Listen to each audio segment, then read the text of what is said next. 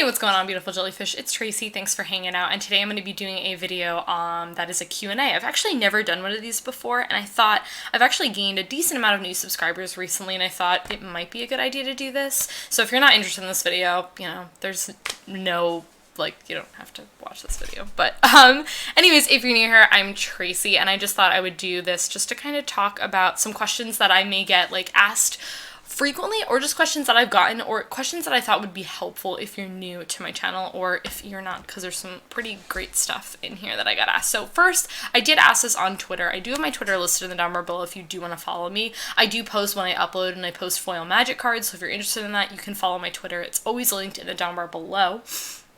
I'm foil magic cards, so I post those pictures a lot, so if you're interested in that, definitely follow me. But I first wanted to answer some questions that I got from people on Twitter. So the first question was for @JusticeForDeck, who's one of my followers on Twitter, and he asked, who is your favorite commander and why is it the Lotus God? LOL. One of my friends actually has a Lotus God deck, which is really interesting. But my favorite commander, I don't know if I could say who my favorite commander is, because I really love all of my commander decks very equally, and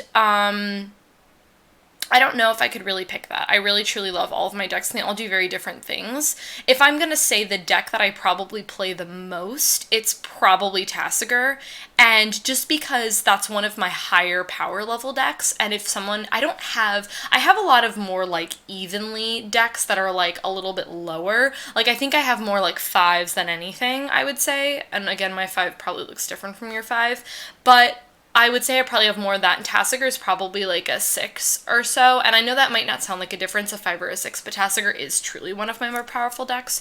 So when people say let's play a powerful deck, it's one of the decks that I reach for. That or Omnath for high power decks, but I love all my decks equally, and they all do very different things, so. Okay, the next question that I got asked is from really, really good question, which was from Sybin, at Sybin Lore. He says, how do you suggest people start getting into Commander? I want to play it so badly. This is a great question, and honestly, I don't know if I could answer it fully in this video, because I think I just spend way too much time talking about it. But with that being said, I think I might do a whole video on this topic, because I'm sure there's other people that are I want to get started into Commander, but I literally have no idea. I guess my shorter answer would be to find a commander that you enjoy and figure out that. And honestly, there's probably going to be more than one, because the majority of people that I know who play EDH have more than one commander deck, and that's the fun about Commander, is you can build so many different sort of things. So I would say start and find a commander that, a legendary creature that you like. If you're someone that I do not like playing this color, I would not enjoy playing this color at all. I would say also try to stick to fewer colors, because the more colors you run, the more you're gonna run into your jank mana base. So I would stick to 1 or 2 colors for your first commander deck, just because then you're running into a lot of specialty lands. And I would also try to say, if you're concerned about budget, try to definitely concern a budget. I would also recommend too, if you're looking for videos on my channel that would be helpful, I have a whole EDH playlist video. I have underrated EDH cards. I have EDH cards under $1. Those videos would be really helpful, because then you can build up your collection if you're concerned about budget. Or EDH cards that are worth the money, because a lot of times people are oh, is this card worth the money? I don't really know. So I might film a video on that, because it's actually a really good idea. Okay, Ian Pat from AU, Australia. You're from Australia? That's really rad. Should cards on the reserve list be banned in Commander to bring down the price of the format? This is a great question. Okay, so that's this is a really hard question to answer. I'm personally of the opinion that I don't think there should be a reserved list. Just because I think Wizards can just easily say, we're not going to print this card, and I don't think there needs to be a reserve list for it. They can have that list in their heads. I don't necessarily know if they necessarily need to have that list out to everyone, if that makes sense. But then I guess if you're someone who's counting on a card being, being reprinted, I guess. I don't know. I just think the reserve list is kind of, it's more outdated, I feel like. if anything, if that makes sense, just because I feel like there's a lot of cards that are recently on there.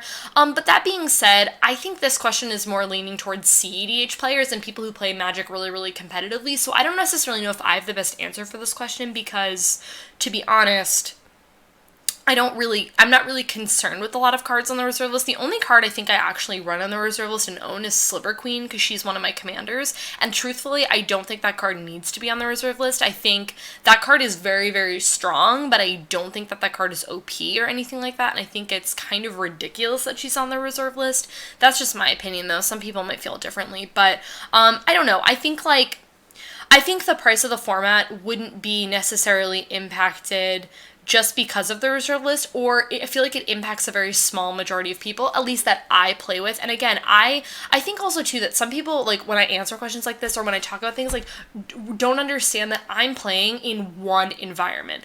I'm talking about my experience in one environment. I don't speak for the whole Commander players everywhere. This is just my opinion. This is just what I've seen. So I'm going off of a very small select amount of people. But yeah, good question. Okay, the next question comes from B Wallace07. He's one of my Twitter followers. He says, what is your favorite alternate win conditions? This is a great time that I'm answering this question because I have a pretty funny story for you guys. So I was playing Commander at my friend Trav's house the other night, and Trav needs to be featured on a video. He's one of our closest friends here, and he needs to be featured on a video.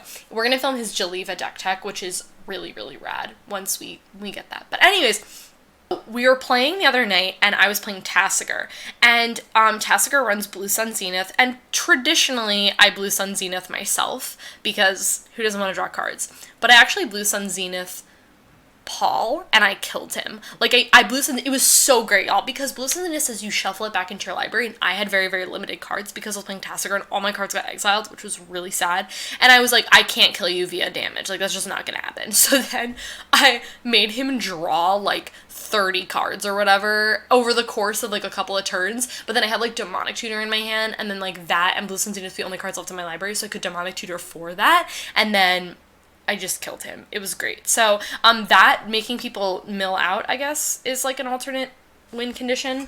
But I don't know if I could say that. I feel like a lot of alternate win conditions I actually don't like rather than I do like. I'm a kind of fan of just killing people via regular damage or commander damage, which I don't really kill people with commander damage unless it's Avacyn, because she's thick. She's an 8/8.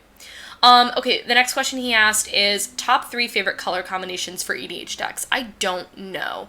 I feel like I'm someone who really values every color combination, and I see the point and I see the value in all of them. They're all very different. I will say I do lean a lot towards green blue.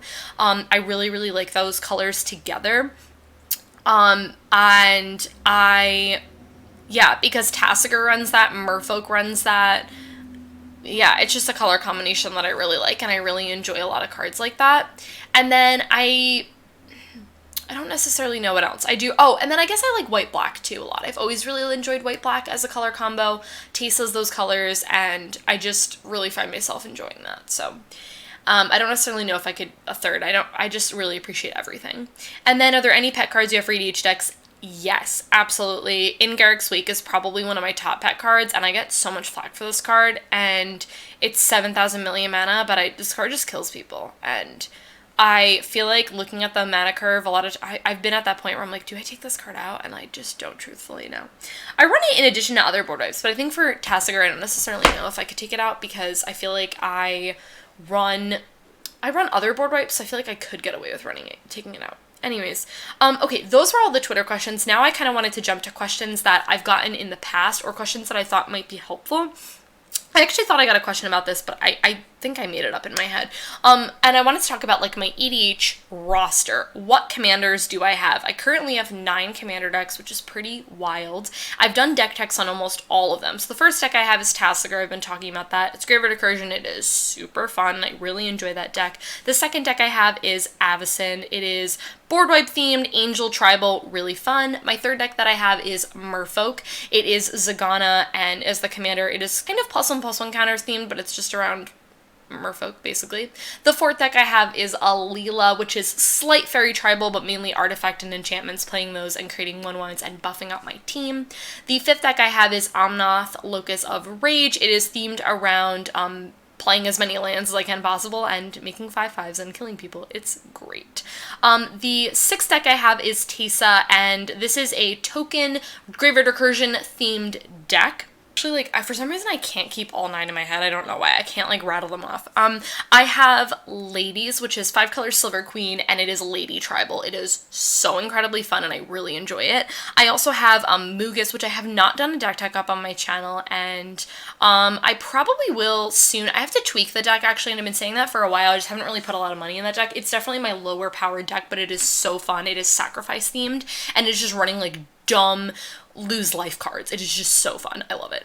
And the last deck I have is Mikaeus Zombies, which does have an infinite combo in the deck, and it's also just like Zombie Tribal. It's pretty straightforward. So, and I'm also in the process of building Riku, which I'm really excited about, and the next time I place cards, in order for cards, I'm gonna order Riku. I'm really excited.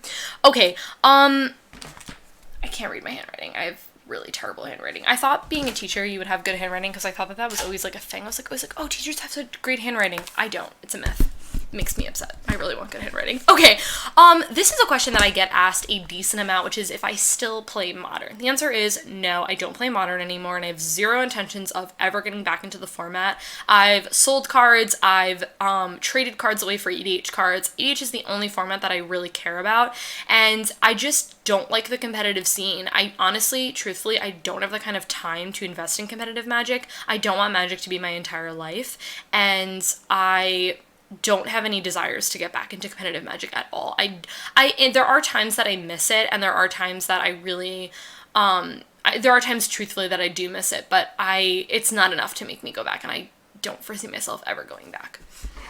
And I don't care about other formats. I think Standard is horrific, and I will never play Standard, ever. Okay. I do get this question asked quite a bit, which is, where can I find your deck lists? I do have a tapped out, and I don't know if it's listed in the down bar below. If it's not, I'll list it in the down bar for this video. I don't know if I have it listed all the time. I should, if I don't. But that's where I post all of my decks, including older decks, like older Commander decks and things like that, I think are still up there. But I have all my current decks. I don't update it a ton, only for when I really film like my videos, but I do have that tapped out, so you can definitely check that out. I've gotten asked this question a few times, which is like, how can I support you? Do you have a Patreon? Things like that. And I have had a few people reach out to me, and I don't have a Patreon, and truthfully, I don't know if I'll ever make one. I think the concept is really like cool, and it totally makes sense to me. I think if I ever did it, to be honest, I'd probably only have one tier, and it would be a very, very small amount, and it would just to be like a generic thank you for filming videos. I don't think I could ever really keep up with like promising things, like sending people things, or like I honestly, I don't have that kind of time, if I'm gonna be real with you guys. Like, I'm a teacher. My schedule's really, really jam-packed, and I don't have a lot of extra time to do things like that, and I don't want all of my free time to be spent on something like that, and it's just not something I'm very interested in. So I would say to that, the way that you can support me, though, if you are interested, is I do have my link for TCG Player, that if you do go through that link, I get 3.5% back. It doesn't cost you anything. It's just like, if you're gonna buy Magic cards, you can use that link and support me. That would really help me out a lot. So if you are interested in doing that, that's always listed in the number below. That would be like really cool if you did, because if you're gonna buy cards anyway, it just gives a little bit back, which is really nice. But I would say, like, just liking, commenting, those like sort of basic things, I really, really appreciate that, so thank you. Okay, this is not a question that I ever got asked, but just something that I thought I'd throw out there as a question is like how often I upload. I upload videos once a week. It's the easiest thing for me to do. It's nice because it also makes it so I have enough. I don't want to like run out of videos to film, and this just works out really well for me with my schedule.